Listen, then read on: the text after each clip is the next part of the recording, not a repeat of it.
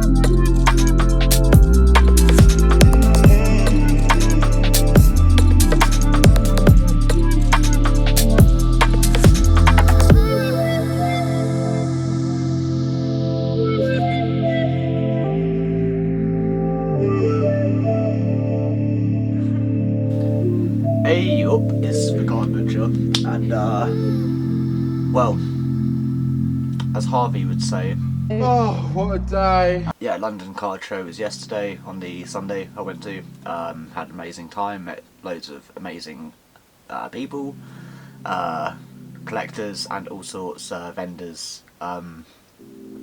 Yeah, pretty awesome day. I've already recorded this once, but I done it through my phone, where it connects to the camera and it records for me by pressing it on the phone, and I locked the phone and it didn't record, so I'm just gonna blast through this because it was quite a long video anyway. But yeah, this is just the recap video of what I picked up during the day. This is like a end of day pickup. It's quite cool. So I got this really cool little 3D printed Charizard to sit on my shelf with a Charizard card. There was, if I can just find the name quickly, Poisonous Puddle. Poisonous Puddle is a small business on Instagram. They do really cool coasters and placemats and all that sort of thing, and I sort of just went over, saw their work, took a little look-see, had a little chat, and yeah, asked if there was an Alakazam one, so there is an Alakazam one. It's actually really cool. That's the back, but yeah, I'm going to add a little video in and a photo of her and her business, just to show you guys, yeah, what other stuff she had and so on.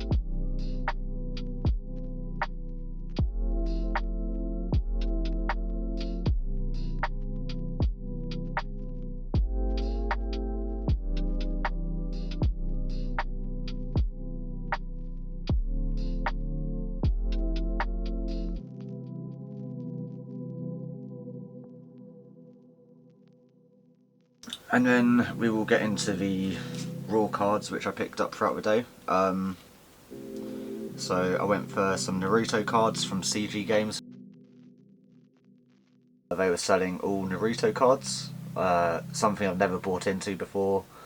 They had loads of cool binders and boxes and packs and all sorts, and the cards look kind of cool. I'm holding them the wrong way because it's meant to be them running towards each other, if I remember right. I'm pretty sure it's an actual clip from the anime as well. But yeah, really cool one.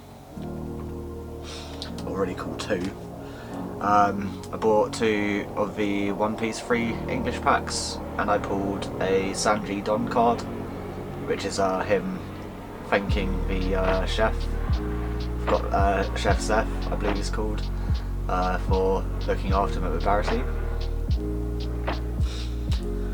I bought 2 Korean packs. One I pulled not Korean, Chinese, sorry. One I pulled the Circuitry GX normal card, and then the other one I pulled a Shining Zorua, which is part of the Hidden Fates set. If I remember right, I'm pretty sure it's Hidden Fates. But yeah, Chinese packs are really cool. Recommend getting some of those at some point if you're into that. One other cool thing is Chinese on the front, but it's got the English back, so it's not like the Japanese back cards. I picked up 2 Rule of the Dark Flame booster packs. I sort of like went to this box, put my hands in, sort of like went halfway through each stack on either side, and pulled one of the 3 art rares from the box, which was the Lechonk art rare.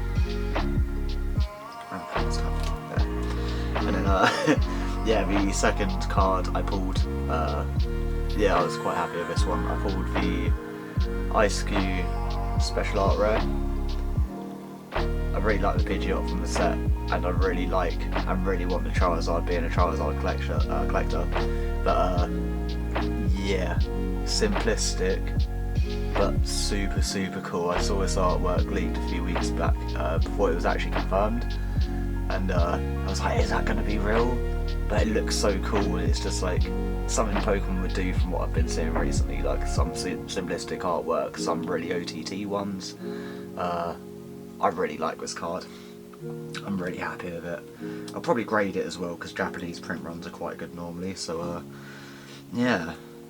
So then there was a trade deal that I made, which involved the Reshiram and Charizard is it GX Tag Team League Battle Deck.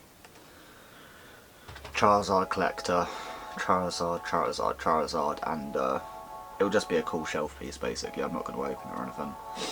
Then part of the deal was 5 Unigaba packs.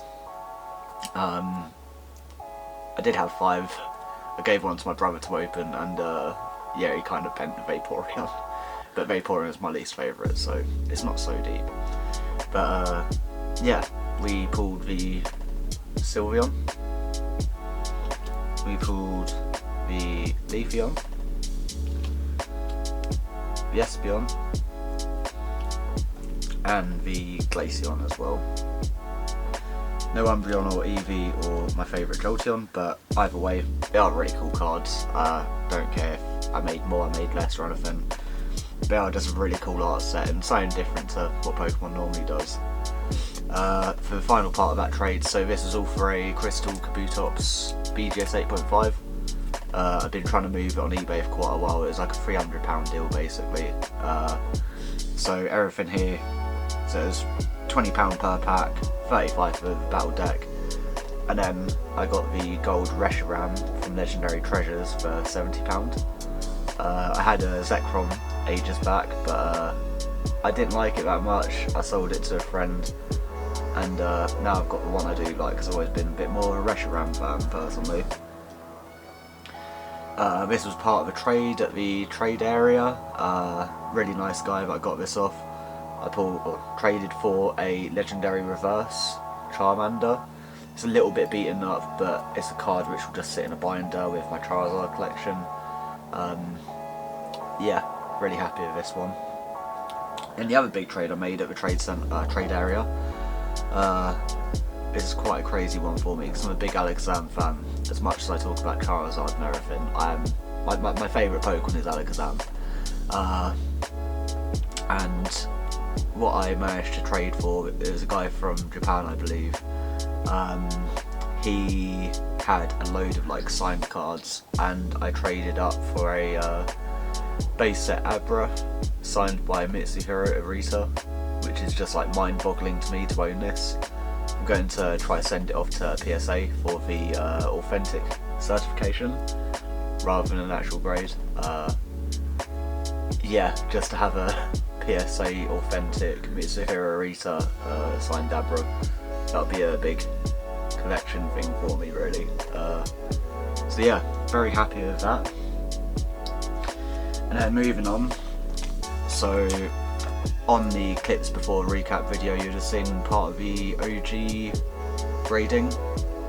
They were doing like these little mystery bags and stuff. They were doing a giveaway raffle thing, and they're doing these bags of like 2 slabs for 40 quid. I got recommended by some other guys who bought some, and I mean their value's 60 on this. I don't know if that's right to PSA 9 price, but I'm quite happy with the pull I got, to be honest. I got a first edition Dark Golbat which I graded a 9, but I've sort of taken a little look at it.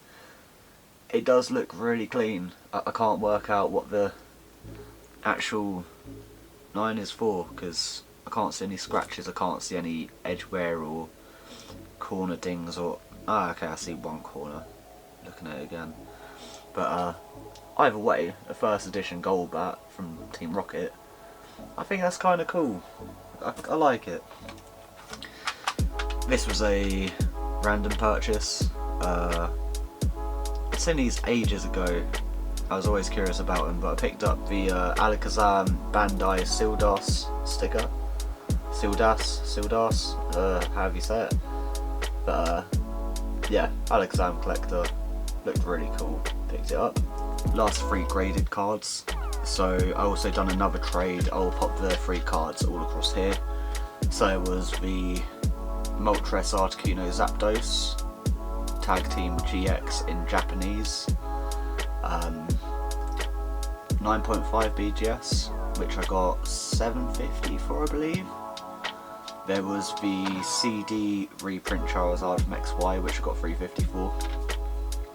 And then final card was, it was a PSA 10 corrected Japanese print Mew. So with the Japanese prints, I'll show you the two versions here.